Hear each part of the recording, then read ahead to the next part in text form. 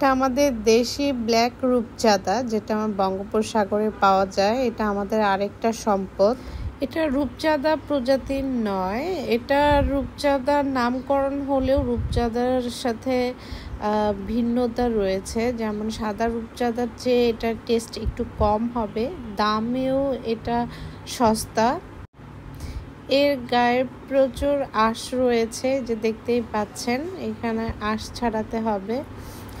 সাইজের দিক থেকে এটা অনেকটা ওভাল শেপ, কাঁটা বেশি থাকে না, তবে লম্বা বরাবর যে কাঁটাটা রয়েছে সেটা বেশ শক্ত।